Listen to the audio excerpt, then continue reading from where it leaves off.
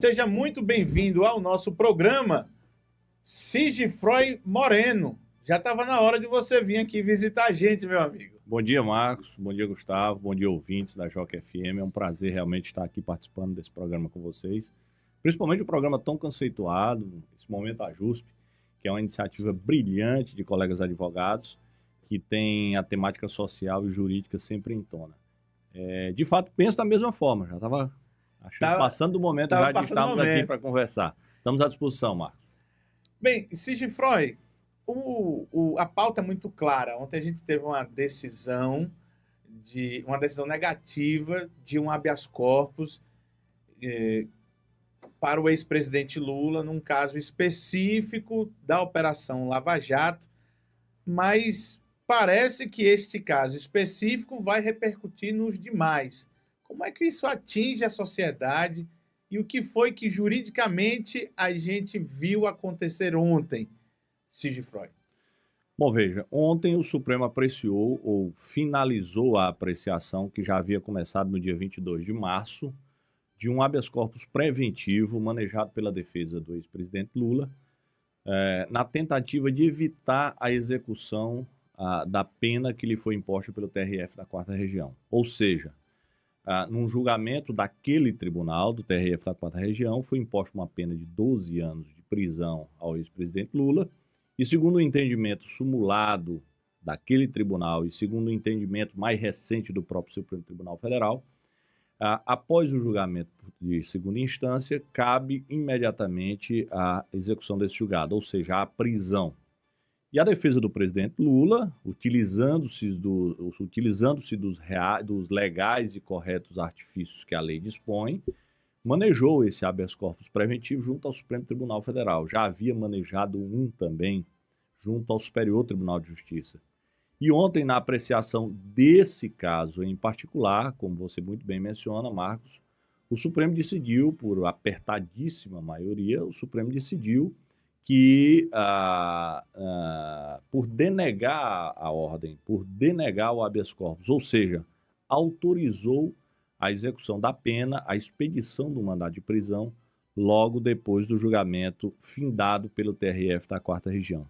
Que reflexos isso tem para a sociedade? Que reflexos isso tem para o mundo jurídico?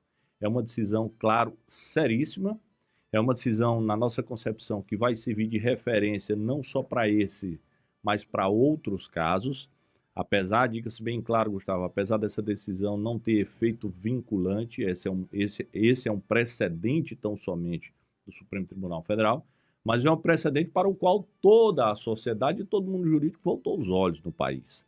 Portanto, há de ser observado doravante, e o sentimento que nós temos no próprio meio judicial, no poder judiciário como um todo, é que, de fato, esse era o anseio para que esse precedente se concluísse nesse seguinte sentido. Portanto, eu penso que isso tem um reflexo muito sério, um reflexo muito amplo, muito grave para todos os julgados que aí estão e para outros que advirão de vir. Eu quero trazer aqui uma questão interessante, que antes desse julgamento, se apresentaram duas correntes, uma corrente pró-prisão após condenação em segunda instância e uma outra corrente pró-liberdade até o último trâmite julgado, né? E o que a gente percebeu é que juízes e promotores estavam concentrados na prisão de segunda instância, e advogados estavam concentrados naquela defesa de que alguém só pode ser preso depois do último julgamento, do último recurso.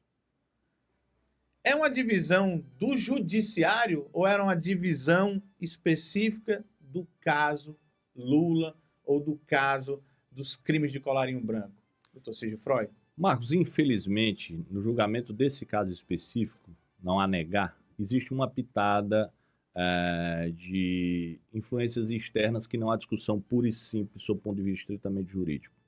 Dizendo de modo muito claro, infelizmente, existem paixões envolvidas quando nós discutimos essa matéria em si, essa matéria própria, julgamento ou não, prisão ou não depois da segunda instância, principalmente se nós tivermos as pessoas envolvidas que temos, certo?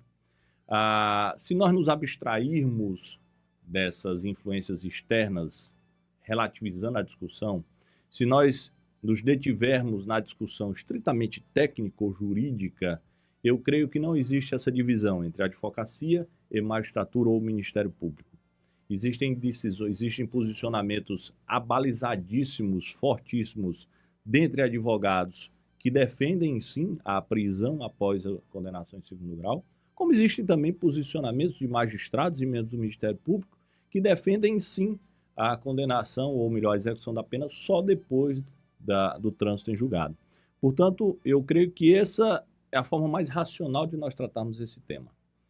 Nos despindo de paixões, nos despindo de influências externas quanto a quem está sendo julgado ou não. Eu sei que é muito difícil, nós vivemos num momento muito tumultuado no país. Nós estamos envolvidos com a maior operação de combate à corrupção que já se teve notícia na história desse país, que é a Operação Lava Jato. Então é muito difícil discutirmos um tema dessa relevância despidos dessas influências. Mas eu creio que, para o momento, o mais acertado, principalmente da nossa parte enquanto advogados, é discutirmos isso nesse molde. Tecnicamente falando, desvinculados de influências externas, analisando sob a ótica técnica, processual, qual é a decisão mais acertada. Acesse politicadinamica.com. Você também encontra a gente no Facebook diariamente, das 7 às 9 da manhã, na Jockey FM, a rádio que manda bem, com o programa Política Dinâmica, a notícia de verdade. Tem o link lá para você assistir ao vivo, então curta a nossa página, ative as notificações e fique por dentro de tudo nos bastidores da política do Piauí.